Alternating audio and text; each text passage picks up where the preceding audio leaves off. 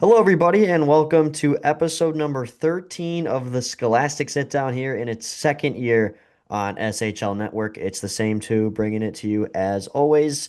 Dylan Ward is alongside me. My name's Luke Jordan. We have seen a great week of hockey, Old Grady tournament, rivalry games, you name it. And now we finally get to recap it all here on the SHL Network, Dylan, or YouTube, should I say. So, Dylan, how are we doing today, and how fired up are you about this past week and how fun it's been? Pretty good, Luke. It was our lightest week of SHL regular season action yet, but one of our heaviest weeks of hockey overall with the O'Grady tournament. We saw a great championship game live on SHL Network. The barn was packed. We'll get a little bit more into that later, but just some great hockey. Nice to step away, take a break from the regular season and celebrate, Thanksgiving weekend. And now we get into this, last 2 or 3 weeks stretch in December before the teams break for winter break. So just looking forward to more hockey and love this, spot of the season. And looking into this past week, we're going to recap the two SHL games we saw, then talk about the O'Grady Cup tournament, primarily just summarize the championship game. And then from then on, it will be the usual. We have special guest Jeff Marks with us, and we'll explain why he joined us for further reason after we explain one of the games. Of course, a huge one for the Spartans. After that, outside the SHL, the schedule preview, and so on, questions and answers to eventually close out. So, without further ado, let's look right at the SHL games. There's two of them that were both on Wednesday, November 26th. First off, the STV Cup, St. Viator and Stevenson met on this Thanksgiving Eve. Of course, not the biggest game, but boy, plenty of shots in this one. 45 from the St. Viator Lions, and they eventually would cruise by a 3-0 win with two goals in the third period. But man, I gotta tip my cap to one of our special guests so far this year, Asher Ali. I talked about it. I said he is put in games where he can save your team, and he was darn close to it here. He stopped all 13 he faced in the first period, 15 of 16 in the second, for a game total 42 saves on 45 shots. Not a bad performance at all from him. The offense just needs to step it up a tad. Yeah, no doubt about that. Asher Ali must have been locked in for this one. Luke, you just discussed the shot totals for St. Viator in the first, second, and third. Looking at the lead St. Viator had in each period. First period, 13-3. Second period, 16-4. Third period, 16-2. I mean, this is a complete domination by St. Viator. And 3-0, I mean, that's a pretty decent score. It means that you outplayed the other team most of the time, but boy, this could have easily been 6-0, 7-0. Nick Koenig scores on the power play to finally break the ice with 3:32 to go in the second period. Then they had two more in the third. And St. Viator stays hot with their 12th win of the season in their 16th game. And the other one, of course, on that Thanksgiving Eve, one that we could not simply talk about first because there's too much to talk about. An incredible game on Thanksgiving Eve, the 26th at Centennial Ice Rinks in Wilmette. It was the classic rivalry as it has been played every single year. GBN, GBS, Spartans, Titans. Just a sensational turnout as always in what was a sensational game. Just going down the scoring recap real quick. Blake Smith, Jackson Sterner opened this team up to a 2-0 lead in the first 4 minutes and 4 seconds for Glenbrook North, who ideally came into this game as an underdog. We talked with Max Anderson before on the show before the puck eventually dropped an hour later, and he was talking about how we don't know who's really going to go for GBN and net. And that's a big indicator because Thomas Preston has played in this game in the past. He did not play bad at all, but Victor Kulikov really stepped up to the occasion.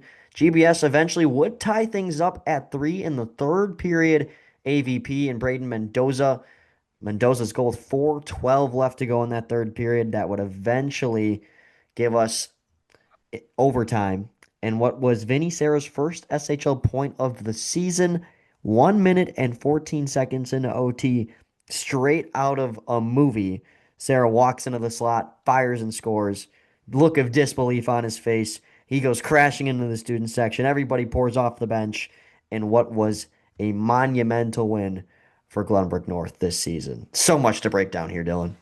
Yeah, Luke, I mean, first of all, just forget the game for a second. The event that is hosted by GBS Hockey is just so fantastic. Such a great tradition that's been going on long before the SHL was even around. And, just every student from either Glenbrook school knows exactly where they're going to be on Thanksgiving Eve every year. It's going to be at this great game. Then you talk about the game itself. Unbelievable stuff. Of course, we go to overtime. Glenbrook North on the road, technically playing at Centennial Ice Rink, gets, just their fifth win of the season and their second win of the season versus a team above the playoff line. Just an incredible turning point for them, you'd have to think, who are now 2-1 in their last three games, including a win over the Lake Forest Scouts. And then on top of that, you just look at the history behind this. In the last 5 seasons, this game has never been more than 2 goals. We've seen overtime on 3 occasions. It's just it's such a cliche, Luke, but it doesn't matter what these teams' records are. This game is just different, and it's about who comes ready to play. In this case, I would say both teams came ready to play, and there has to be a winner at the end, and it was Glenbrook North winning 4-3 in overtime. Just pure cinema on that Wednesday night. Yeah, it's a way to put it for sure. I mean, Victor Kulikov, who's usually a varsity two goalie, steps up in between the pipes. Jeff Marks will talk more about him on our special guest portion of this episode, but man, what a performance from him. He stops 25 out of 28. GBN with a huge fourth win of the season. And that was all she wrote on SHL play this week. Granted, SHL teams were still very much involved, even playing each other at times. And to quickly recap the O'Grady Cup tournament, let's look at the pool winners real quick. In Pool A, it was the host Loyola Ramblers. Big for them having been knocked out last year to Bennett, who would eventually move on to the semis, lose to New Trier as the Trez would advance on to the championship last year. But boy, for Loyola, not only do they sweep through Pool A, they eventually down the defending back-to-back champs of the O'Grady Cup, St. Ignatius, by a final of 4-1 as they would move on. That brings us to our Pool C winner, St. Ignatius. Now that I already revealed it, they were able to sweep through everybody, and actually, through all, everybody was able to sweep through their pools. That's in the final four, because we've had years in the past where we've had to use some bizarre tiebreakers. Not the case this time around, as our Pool B winner, New Trier, was able to eventually meet with York out of Pool D. York coming out of that poison pool. As we mentioned, a really, really tough amount of competition. They had to get by Glenbrook South on Saturday to advance. And in between that game, between New Trier and York, it was a thriller, taking teams the distance in this one. But in the end, 50 seconds into overtime number two, the New Trier Trevians would move on to the final for a consecutive year over the York Dukes.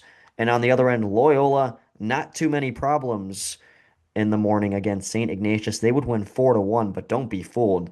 The Wolfpack with chance after chance, but Charlie Trapp would stop 38 out of 39. Bringing us to our championship game that we will recap a little bit further in depth, and what was a game opened with the scoring by Jenner Layden. Technically, if you want to check back, I'm not trying to take it away from him. I just think it was an interesting turn of events. And our game is, of course, on demand here on the SHL Network YouTube page. But hey, that's just sometimes how the ball rolls, to be frankly honest with you. Then Jack Blazejowski quickly, 48 seconds into the second period, would tie things up with an absolute howitzer release from the slot. And then late in the second, Dane Lohmeyer, which, by the way, actually Jack Woolabin technically got the goal. Woolabin trying to center for Lohmeyer. It hit a defenseman's stick, snuck under the padded trap to give New Trier a 2-1 lead going into the intermission. And then from then on, it was all Trevs. Layden scores on a penalty shot with 4:34 to go. He was tripped up on a breakaway, got a chance to work on Charlie Trapp. And Trapp, I tell you, he gets probably 93, 94% of this puck, but just not enough. It sneaks over his right pad to give New Trier a convincing 3-1 lead that was eventually capped off. Keegan Roween with his third goal of the tournament, his empty netter. Shots on goal, 31 to 26. New Trier final score with a 2-goal third period. The Trevs win the O'Grady Cup here over their best buddies, Loyola, 4 to 1. Yeah, New Trier wins the cup for the first time in 3 years, I believe. So St. Ignatius won 24-23, New Trier won 2022. Shots on goal in the first period, New Trier 15, Loyola 5, 10-10 the shots in the second period, and then Loyola pulled away in the third, out shooting New Trier 11 to 6. But as you mentioned, Luke, the game-winning goal ends up being that goal in the second period with 2:53 to go in the third. And in spite of being outshot, New Trier outscores Loyola 2-0 in the third period. And, based on that first goal, I'm happy it wasn't a one-goal game. Let me put it that way. And New Trier wins their second major high school hockey tournament this season after taking the preseason invitational as well, winning that championship over Glenbrook South 3-1 back in September. And even though this is not regular season SHL play, this is New Trier's second win over Loyola Gold of the season, blanking them in the first outing 4-0 and winning this one 4-1. So a dominant start against their rival here in that great game at Centennial. And I also just want to add one more thing, Luke. This game, obviously, as a tournament championship, we did not know which teams were going to be playing on extremely short notice. One of the biggest crowds I've ever seen for a non-SHL regular season high school hockey game. I mean, again, New Trier was in double overtime just hours before the puck drop of this one. No one knew. Some may have suspected it would end up being New Trier Loyola, but if you were in the building at Centennial on Sunday, hats off to you because again, for a non-league game, that was a great crowd. Yeah, that was sensational. It was a sensational tournament and to close things out, I'd just say, you know, the preseason invitational, that's a statement of who you are at the start of the season, and that can very much change because, of course, you get used to your team over time. New Trier wins that one. Okay, they usually win that one. Whatever. They probably are just simply the best trained team coming out of the offseason, right? But they've struggled over the past couple years, thanks to St. Ignatius, to win this exact tournament. That becomes your November statement. Hey, look at us. We are starting to get in the thick of the season, and we just wanted the toughest Thanksgiving tournament in the state. So it's a huge statement win for New Trier and for Loyola to at least get back from being knocked out in pool play last year. You snuck one out against Carmel 6-5 last year, Maine 6-5. Bennett lost 5-1, which would be the eventual exact score of how Loyola would get knocked out of the state semifinals last year. Yes, they didn't get what they wanted, but hey, it's a heck of a testament to the Ramblers as well that they are an improved team from last year. And boy, that thought is running scary considering they were in the Final Four in March last year. Yeah.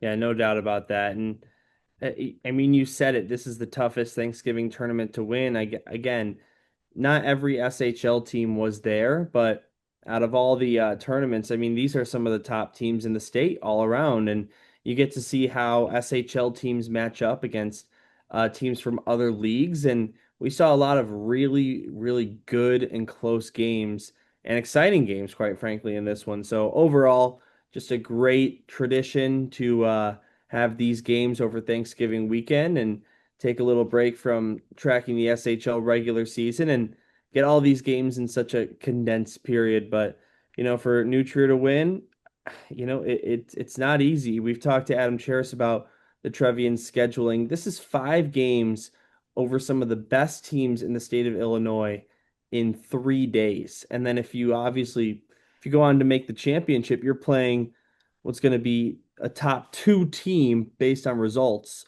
from that tournament. So just hats off to New Trier. Major shout out to Loyola for hosting such a great event every year.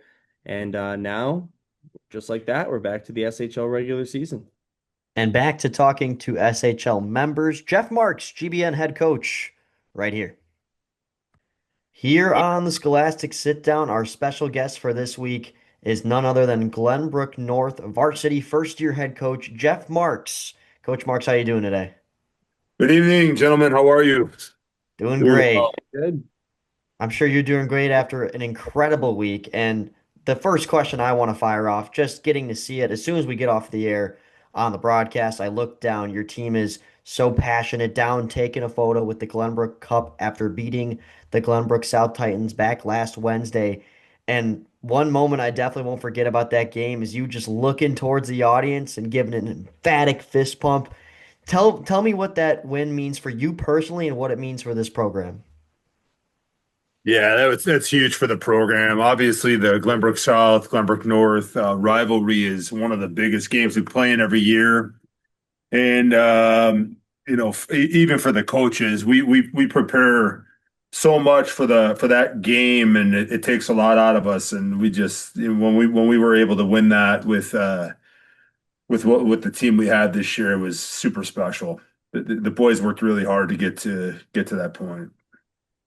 Vinny Serra scores the overtime game-winning goal in that one, securing the victory. According to the SHL stats, that's his first point of the season. Pretty awesome moment for the defenseman. How is he feeling after seeing that one went in? I don't think he still believes it, to be honest with you. I mean, first point, like he's a stay-at-home guy. He's super aggressive in corners, and for him to just be out there, like I knew we've been struggling on the 3-on-3 all year. I knew I needed some hands out there on the second set to come around, and I think I put Sully lines with Vinny and Ray Karras out there. I just needed some hands, and he just came in over the blue line and shot that. Holy cow, went in and I keep seeing it.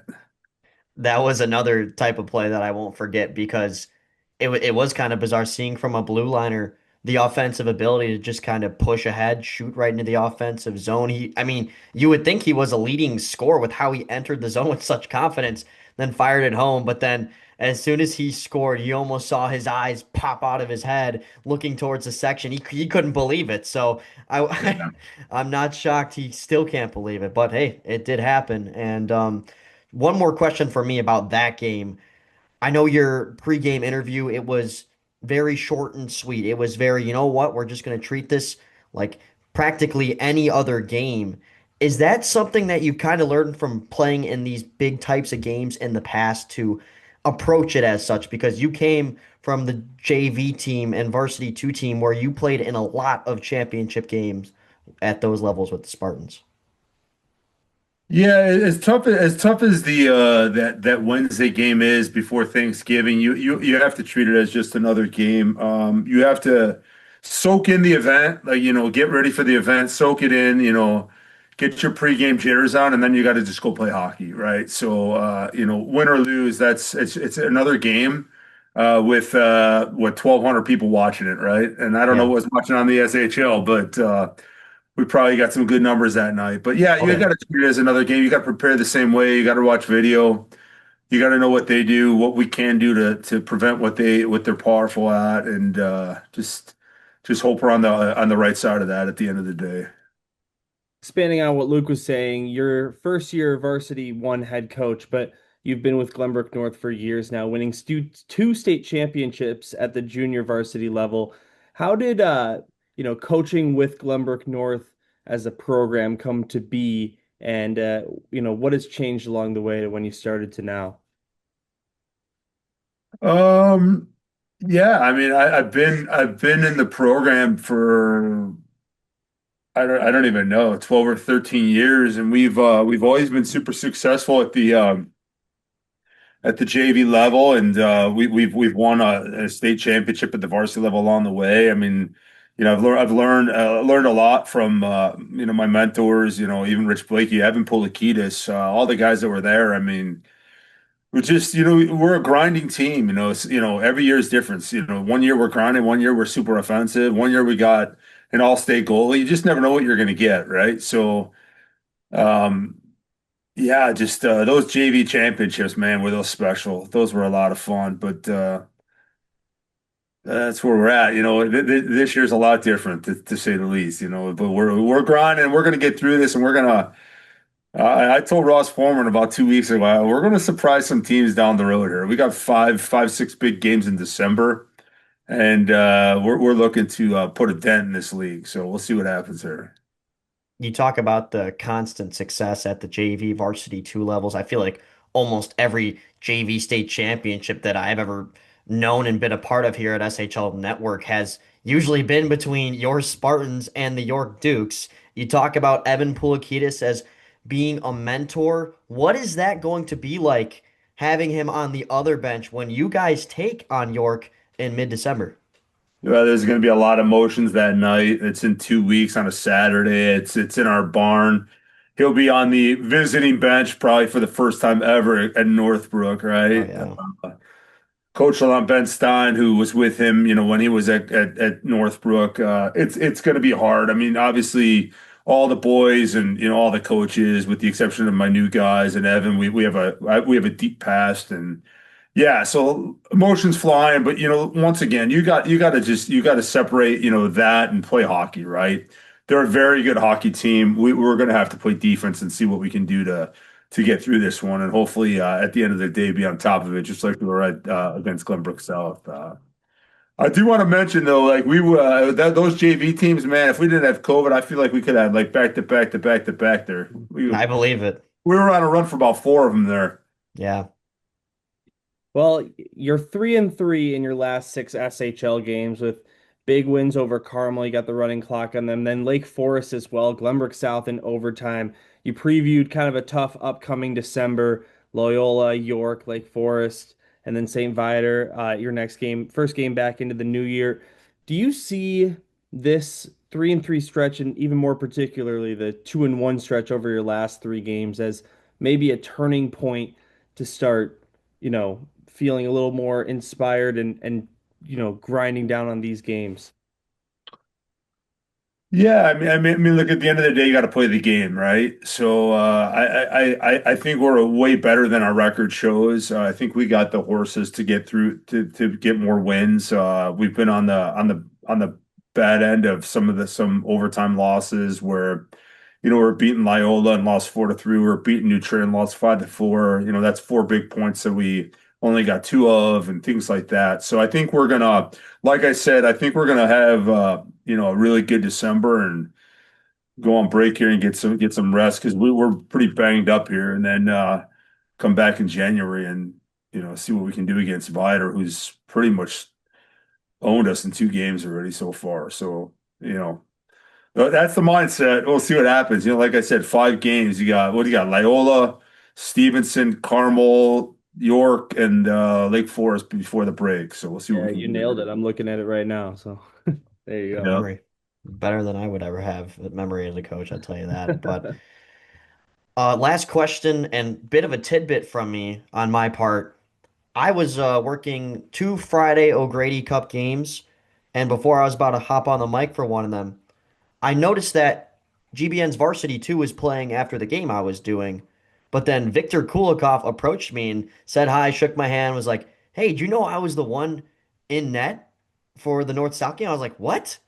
So I actually did not know he came from varsity too, and what's been kind of a shuffled up goaltender look at the varsity level. I'm very curious what led to that decision to have Victor go in that game. Clearly it worked. You got the win, but I'm also curious about what he said as well. Looking forward to such a big game in his life.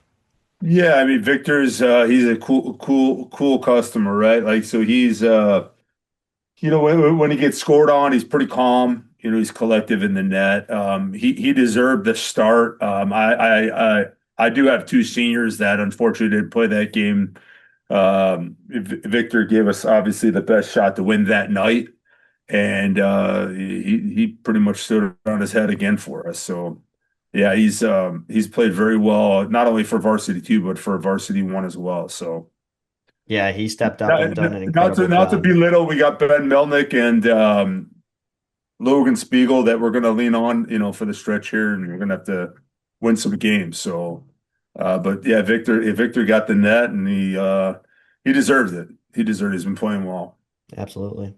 Last question from me, and last question overall. So many years as the JV head coach, varsity two, now varsity one.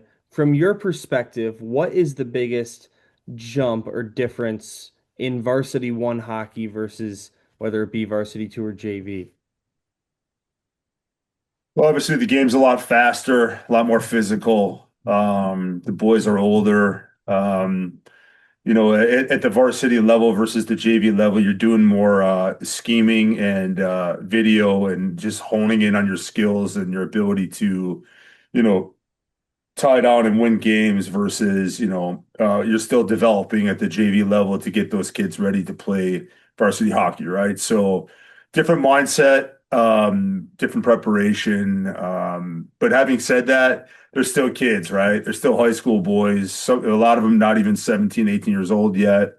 Um, the best group of goofballs and young men you'll ever be around in your whole life. And I love every one of them, good, bad, or ugly. I mean, these kids are they look, we instilled a workout regimen all summer, spring and summer. We do GVN every Tuesday and Thursday. We do video every Tuesday or Thursday. We're on the ice 2, 3 times a week with skills. We have games 2, 3 times a week.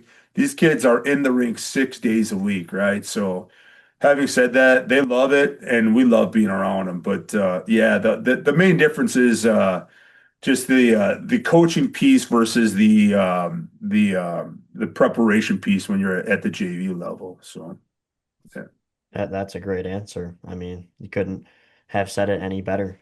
Um, we thank you so much for joining us today. It's been a pleasure to talk to you, kind of pick your brain, and we wish Glenbrook North the best along the rest of the season. Good luck this month, especially, Coach. Go Spartans, let's go. Thanks, guys. Appreciate everything. Thanks for having me on. Of Thank you. course. Have a great rest of your night. Cheers, boys. A pleasure to have Jeff Marks here on episode number 13 of Scholastic Sit Down. Always great to talk to a coach. It is completely different from a media member, a player. These guys know more than we ever will. You can kind of see the intelligence beaming off of Coach Marks there. In just his first varsity season, he looks pretty comfortable at the helm of the Spartans. Yeah, and it just great to kind of put a personality to the face. He's obviously a first year varsity head coach. Haven't had too many discussions with him, but seems like a great guy, and I'm glad we were able to really get to know him here on the podcast. And I'm sure we'll be getting to know him more as his varsity one head coaching career continues. Exactly. And such a great win for his program. With that being said, we are now going to look outside the SHL. And if you usually skip this part, do not, because this is probably one of the more crazier outside the SHLs I've done, even without a game of the week recap. So I won't hold you any longer. Let's start with the IHSHL North Central. Cue the ESPN music. It gets crazy here. BGHW is at the top of the league, currently 11 and 4. Prep is behind them though by just 1 point. They have 3 games in hand. Both those top two teams in the IHSHL North Central won the second and third, technically toughest tournaments in the state of Illinois over the course of Thanksgiving. BGHW won the Stevenson Battle of the Bird. They beat the Patriots in the semifinals, beat Plainfield in the final, and then Prep won their hosted Thanksgiving tournament out in Mount Prospect, beating Equa Valley in the final, hanging up 4 goals in that one. Beyond there, you got Nutrier Blue, not far off. They are actually currently tied with Prep for second, but they've also played 2 more games. You'd imagine Prep jumps ahead. Evanston in fourth, Deerfield in fifth. Now over to the Catholic League, Chicago Catholic Hockey League. St. Ignatius still has a pretty good grip on the league. They've only lost 1 game, and that was to Bennett. They're 9-1. They're 9-1 and 0. Bennett's 7-4 in second. Brother Rice in third. Providence Catholic in fifth. Fenwick is in fifth. This is where it gets crazy, all right? Okay, got a new team at the top. The Warriors, right? In the Illinois West. They're 13 and 4. They have 38 points. Top of the league. Got it. Okay, Hinsdale Central's in second. Maine in third. Glenbard in fourth. Plainfield in fifth. Just a great top five. Great top six, really. OPRF's 9 and 3. Then all the teams below are 5 and 7 and under. But let's talk about Hinsdale Central. They are now 12-1 and 1. Now, you might remember I've always been talking about how they were 11-1, they were 10-1, you name it. They suffered their first regulation loss. And there's 13 teams in this league. Dylan, what team in the league do you think handed them their first regulation loss? Number wise, do you think they're the first or 13th best in the league? Well, because you're asking me, I'm gonna say, was it the 13th ranked team? Yes. It was unbelievable. A regulation win for the D230 Saints, a new team in this division, Brand new for team. just their second win. Their second win of the season. They're now 2-10-1, but they have a huge boasting victory over Hinsdale Central. It kind of gives the flashes of a couple of years ago when Barrington used to be in the SHL and they downed New Trier in a shootout. But this was done in regulation, so Luke, what was the final score of that one? 3-2. Wow. Yeah, sensational. What a win for the Saints. Huge win for the Saints. That was back on Sunday, November 23rd at Arctic Ice Arena. And since then, that was their first win of the season, by the way. They started losing their first, what here? Six, nine. They started by losing their first 11 games of the season. They proceeded to beat Hinsdale Central, ignite something in their souls, because a week later they beat Lions. So that's two wins in a row for the bottom team in the West. Now, going over to the Metro Girls Hockey League, there's nothing as crazy as that, but the race up top is getting tight. York with 18 points, 10 games. Fenwick with 16 points in 10 games. New Trier in third. Glenbrook in fourth. Lake Forest in fifth. But boy, oh boy, have I found my game of the week. This Sunday, York and Fenwick. I mentioned the top two girls teams in the Metro Girls Hockey League will be meeting at Franklin Park Ice Arena Sunday night, 7:30 p.m. That's going to be a real test for both sides. York's got 9 wins and a loss. Fenwick 7 wins, 1 loss, 2 ties. It should be a thriller and what could eventually be a state championship preview. Who knows? But really looking forward to that one as over in the girls division. They are starting to close out their tiering schedule. They will eventually be split in half, likely 7 teams in the higher Scholastic division, 7 in the lower Founders division, and then on they'll eventually finish their regular season play and jump into the state playoffs and all that. But for now, we focus our eyes on that. Once again, my game of the week, York and Fenwick at the girls level, December 7th, 7:30. Now, So, Luke, did you say Franklin Park Ice Arena? yes, Franklin Park I don't Ice think I've Arena. ever been there. I played a lot of youth games there. I played for the Rolling Meadows Renegades, and we would always go and play the Franklin Park Panthers there. It's not a bad sheet, but yeah, it is a really rarely any high school games are there, and this is my first ever recollection of any high I'm school guessing game being Fenwick is there. home for that one. Fenwick is home for that game. Two Interesting. schools that are not far from each other at all either. Should Right. definitely be a fun one there. But that'll bring us right on into our SHL schedule. So hey, let's just jump right into it. Why not, huh? We've got 3 different days this week with multiple games. Let's start with Wednesday. We've got the rare Wednesday 3 game slate, and it is not a sleeper. Just going down the line here, Dylan. New Trier and Glenbrook South open us up. Glenview Community Ice Center, 7:10 p.m. on Wednesday. Then it is the O'Grady runner-up Loyola Ramblers taking on Glenbrook North, who won a big game on that Wednesday in that very rink at Centennial. They'll be playing this one at Northbrook, Spartans and Ramblers, 7:20. And then to close things out at the new Rosemont Ice Arena, 9 p.m. game, St. Viator is hosting Stevenson in the STV Cup. So, if I am so not corrected, this should be St. Viator's first home game at the brand new Rosemont. I know York's been renting out ice there, but it is technically nobody's home. So, hey, why not for the Lions get a game in the new Wolves practice facility? But man, what sticks out to you here? Well, first of all, Glenbrook South and New Trier, both these teams are coming off of very different scenarios.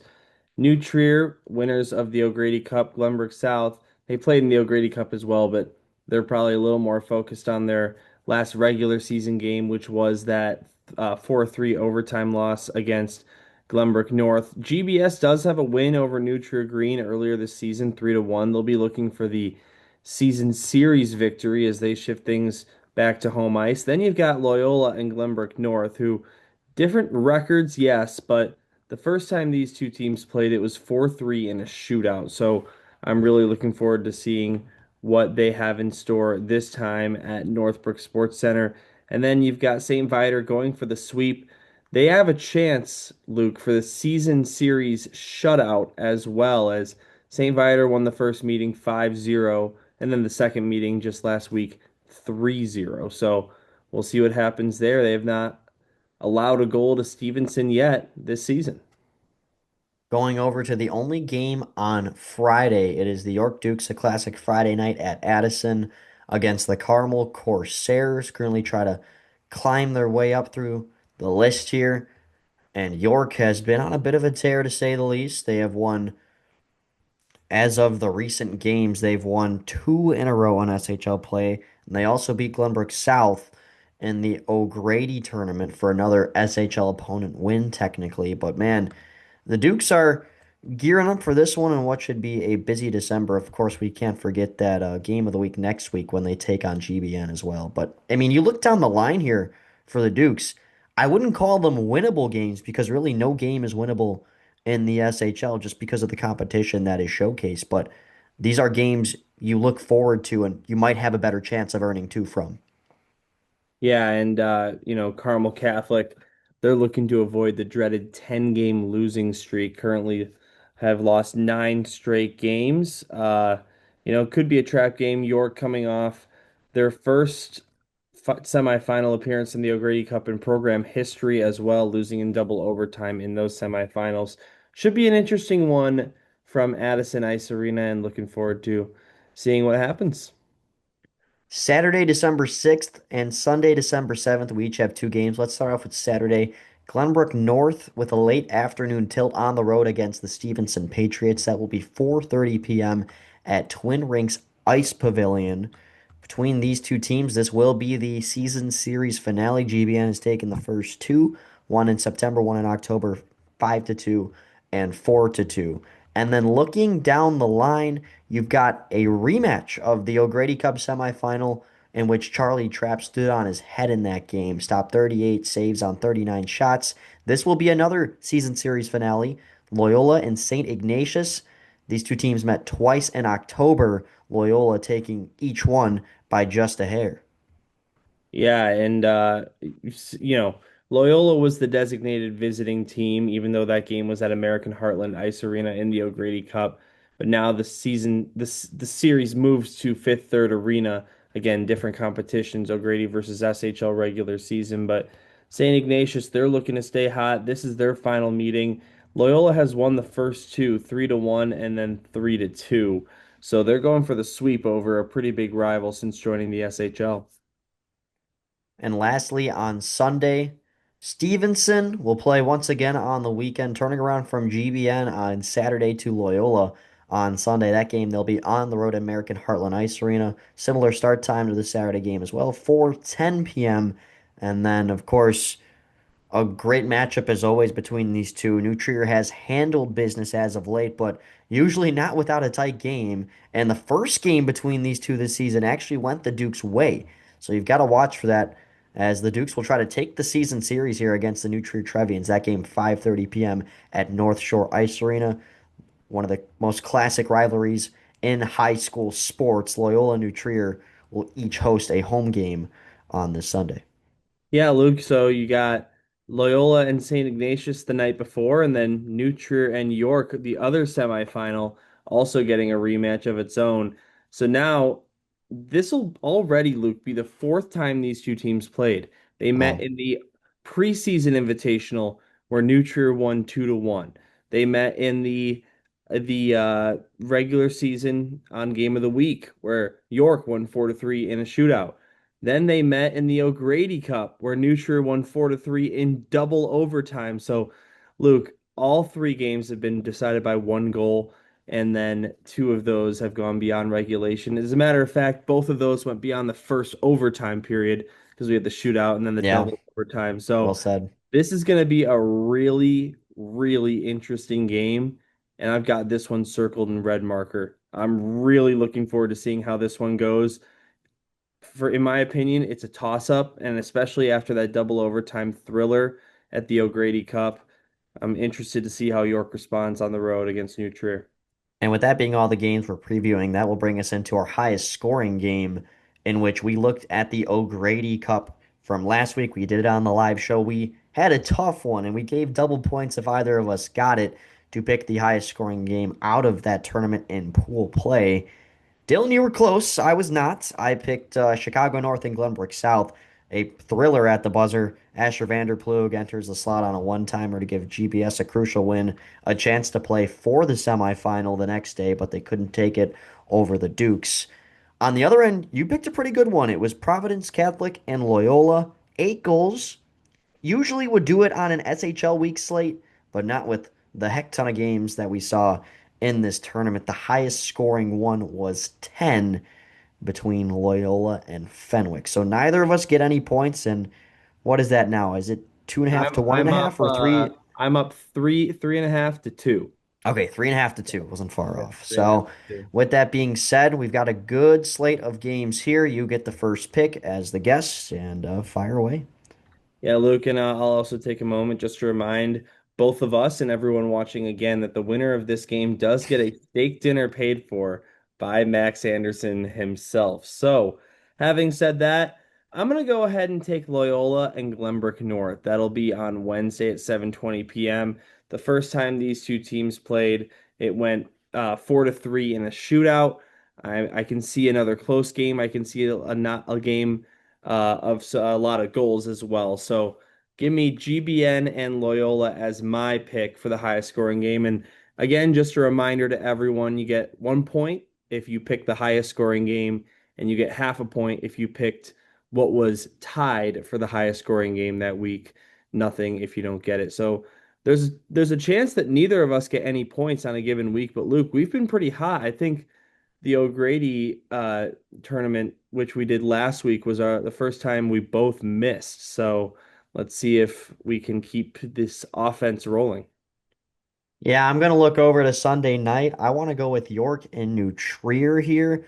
I got to see this matchup in person when we did the game on SHL Network. So many great offensive chances in this game, and still, after a couple of great saves, there were still 7 total goals technically, with eventually the shootout winner from York to win that first one. And both offenses looked pretty good in the O'Grady Cup tournament as well. New Trier with 4 or more goals in every single one of their games. They shut out Notre Dame. They shut out Maine. Shut out Brother Rice. 7 goals, 5 goals, 4 goals. Beat Loyola 4-1.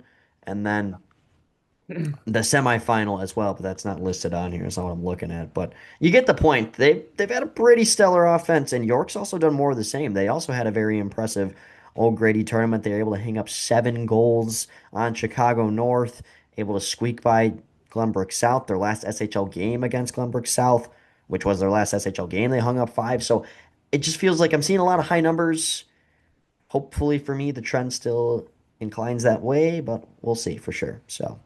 With that being said, those are our 2 picks, and let's go over to your questions and answers to close out episode number 13. All right, this has become a favorite part of mine, getting to answer some of your questions. I know we posted a tad late today, so we still got 2, so I'm really proud of you guys because that's just about on hour's notice. So without further ado, let's fire away with the first one, Dylan. All right, Luke. The first one comes from Max Kading, and I feel like I'm getting a little deja vu here, Luke. He says, "Is Luke Jordan related to Luke Gordon on Loyola Gold?" So, Luke, I feel like out of either of us, you're the best person to answer that question. So go right ahead. Yeah, well, my answer is the same answer to Max as Hmm. if, did you watch last time we pre-recorded an episode and I answered the same question? So Yes. that's no. So, but anyway, yeah, it is pretty funny though, because making my little spotting boards for this weekend, I saw Luke Gordon. I finally got to write his name in. I was like, yeah, it's not far off from me. But most especially, Sam Schwartz was announcing the starting lineups. Luke Jobert was in the starting lineup, and that through the loudspeaker sounded an awful lot like my name. So Anthony Pasquale, while they were announcing the starting lineups, looked at me and he just kind of like pointed at me. I was like, me? Is he announcing me? But no, it was Luke, the sophomore from Loyola Academy. But yeah, just a funny little tidbit. But yeah, to answer your question, I'm not related to him. Um, we're both related in the way that we both played hockey, but that's about as far as it goes. So. Yeah, also, Max Kading, I've got news for you. Typically, the last name is the indication of someone being related to the other person, not the I first mean, name. it's close. Yeah, yeah, Cousins, it's maybe. I don't close. know. Jordan and Gordon. But That takes us into our second question. This one comes from an anonymous asker. The question states, I asked that me asking the question stays anonymous, but how do you rank SHL goalies right now? Interesting question, Luke. Yeah, ooh, it's so tough because when you get that question on quick notice like we do, we don't have the stats to back us up right now. I mean, I could pull them up, but it's going to take me a moment. So just going off the top of my head, starting off in no specific order, let me just tell you the names that pop out to me. I mean, Levi Brown has made a name for himself. That doesn't put him in the top spot, but he's definitely a name in the mind. Max Reed's been great. Charlie Trapp's been great. I mean, I could go down the whole line. Logan Marsh had a sensational start, best start in the state, and he's still backing up a Lake Forest team that has been incredible. But if I were to pick a top three, gosh, I'm gonna get backlash one way or another. Everybody gets a medal from me, but and I'm probably forgetting people as I speak. Asher Ali, I know he doesn't have the greatest stats, but we've seen some of his performances on Stevenson as well. Oh, jeez. All right, let me just make a quick one, two, three. This is not backed by any stats. Please don't come after me. Please don't fire me from my job. When I think of the top three, it's so tough. I want to throw Trap in there. I want to. mm, I got to put Marsh in there, just how he's been the entire season. And I guess if there's a last one I'm thinking of, I feel like I have to. I mean, Calder Turpin too, but I don't know if I'd put him top three. Let me just throw in a name there. I mean, I guess Max Reed. I know his stats don't look great, but I know he's had a sensational improvement from the start of the season. I mean, I remember doing some early New Trier games. He had like an 857 over the first three or four. Now he's in the, early 900s, which is a huge jump.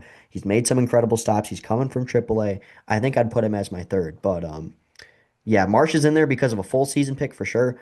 Reed definitely as of late, almost kind of like a power rankings decision. But once again, this is not backed by much. It's kind of the first three that come to mind when you think of a podium for SHL goaltenders. So that little 15-minute answer, that's what'll do it for me. So Well, Luke, you played hockey. I didn't. So my best analysis of goaltenders is the stats, and I've got them pulled up. I do want yeah, to you cheater.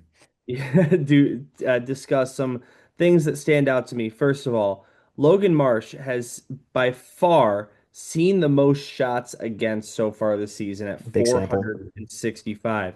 So his goals allowed average at 234 is down there, but his save percentage of 925 is fourth best in the SHL. And again, the goals allowed average is an interesting stat because it's very much dependent on your defense. I think Yes, save percentage is the better way to look at it. I agree. And he has been phenomenal for Lake Forest, and he is a huge reason why they've been, on this resurgence season as they have been. You can't ignore Charlie Trapp as well. He leads the league in save percentage. He's third place in goals allowed average, save percentage of 938, by the way. Um, he's seen 256 shots on the season.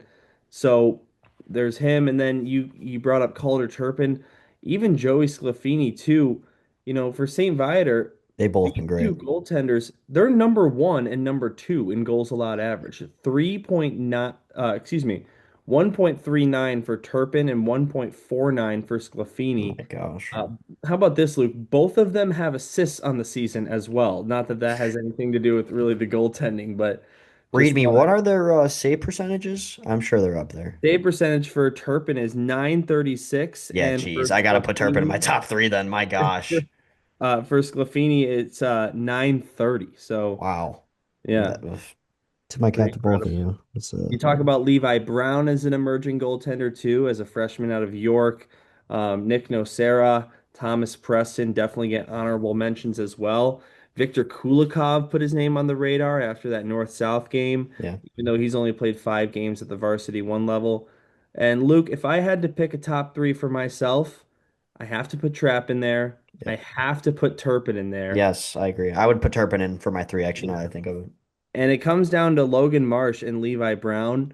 I think while Brown has been incredible since being called up from varsity two, Logan Marsh is probably in my number three with just the results that Lake Forest has been getting. Yes, York has been winning too, but York has been a really good team over the last few years. They've made it to the United Center in the state championship game on 2 occasions, and last year they lost to the number one seeded New Trier Green. Logan Marsh has really ignited the Lake Forest Scouts. Yeah, He's he's been an completely anchor. turned their program around in terms of the SHL scope. So for that reason, and I think it's an important reason, right? Goaltenders are great because of what they can do for their team. And sometimes it goes beyond just the stats. Logan Marsh, 16 games played already. Again, has seen the most shots on goal against, but has the fourth best save percentage. I think he goes in my number three. So not 100% sure on the order, but I definitely say Trapp, Turpin, and Marsh are my top three goaltenders. Yeah, that's fair enough. That's great. I mean, by the way, I believe Turpin's a senior, but Marsh and Trapp will be back for another year. That is horrifying for other teams Yeah. because those stats are likely only going to stock up. So, Yeah, you don't say. yeah, it's pretty incredible. Everybody's done a great job. I mean, look, as much as we try not to give love to everyone, because realistically, it is a very spread out league. All goalies have really done well. We've seen some sensational performances from all teams, really. So Listen, I, if you have the worst save percentage in the SHL or worst goals allowed average, you're one of the best goaltenders in the state. yeah, It's just how the SHL top works. 15, top 20 for sure. I Yeah. mean, Yeah. it is kind of worked that way. It's like being a bad football team in the SEC. I mean, look Right. at Arkansas. They're I mean, you won't get this reference, but maybe some people will. I don't know, but Arkansas football finished their season 2-9. But plus minus. Their plus minus was positive.